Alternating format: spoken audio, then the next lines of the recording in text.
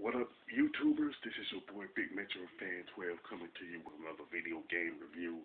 And this time I'm reviewing Rock and Roll Racing that was released on the Super Nintendo and Sega Genesis by Silicon and Synapse, known now as Blizzard, and pretty much Blizzard Entertainment and Interplay.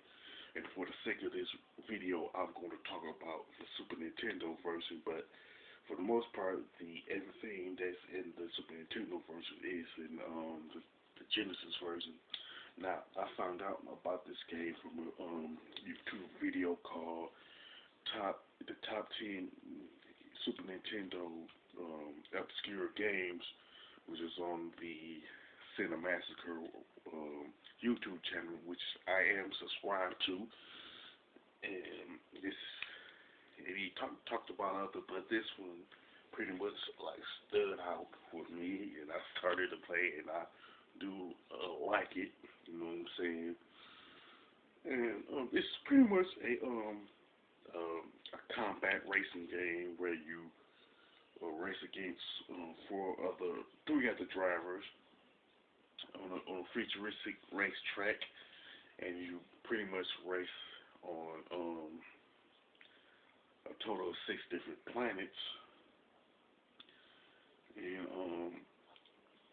you can pick from different races like Ivan, Cypher, Snake, Sanders, Cyberhawk, Katrina, Lions, Badlands, Tarkin, and Aloof. And pretty much all of them do have like different strengths and weaknesses on the racetrack.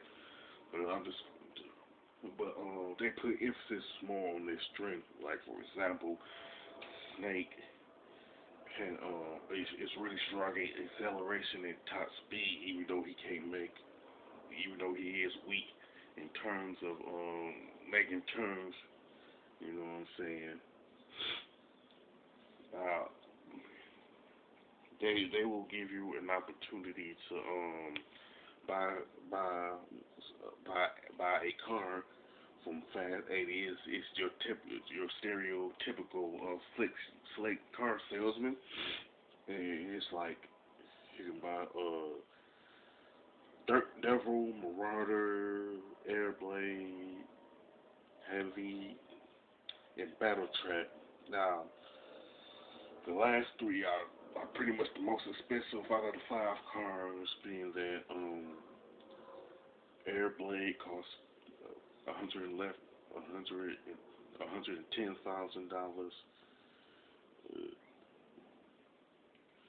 The Airblade costs $70,000, and Havoc costs $130,000. The only ones you can't afford are the Third Devil and Marauder, because they both cost $18,000, while you only start with $20,000. Well, since you start with that amount, those are only 2 you really can't afford. Then there's Gordo, the slime ball. This particular character does remind me of Slimer, but that's another point for another time. He sell like upgrades for your car, and which are very important for your car, for you to pretty much win the races.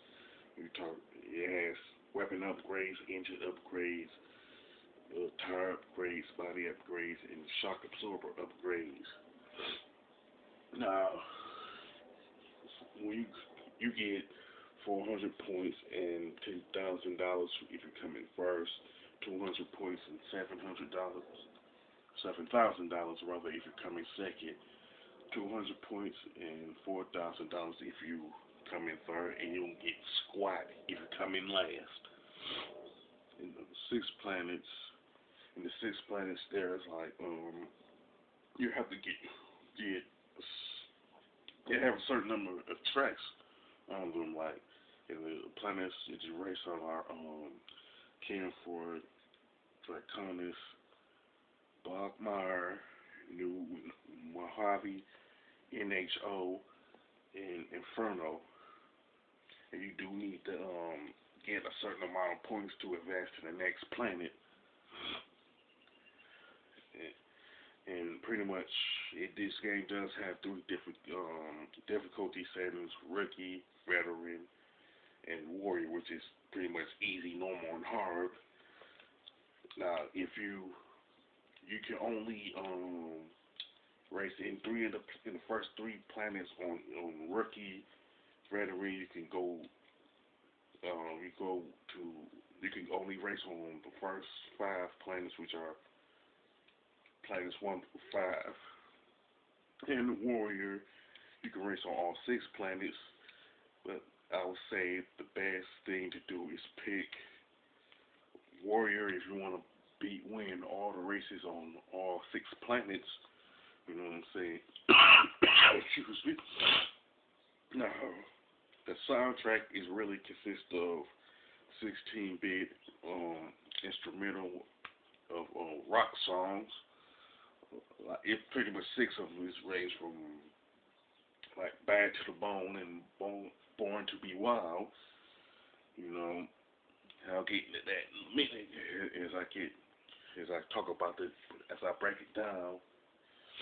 Now, the graphics and gameplay to the Super Nintendo version are pretty excellent. I do like the color palette to the Super Nintendo version and the design. It is worth mentioning that reviewers have pretty much criticized the Genesis version for not being as good as the Super Nintendo version in terms of the graphics and digitized voices.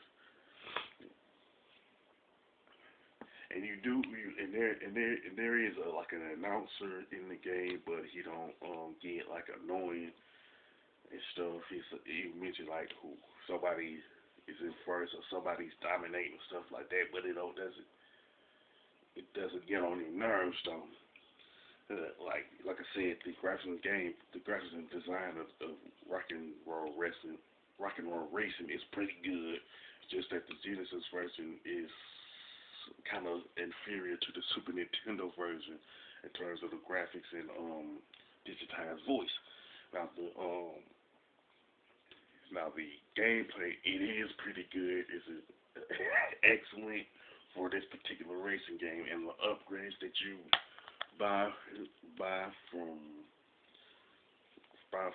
the one guy does help you win the races further along, further you get into the game.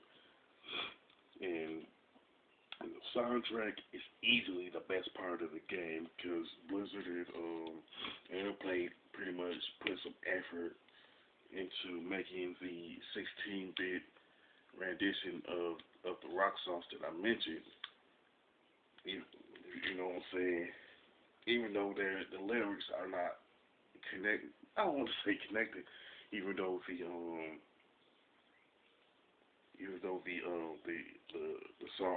songs are like instrumentals, it's still pretty good regardless.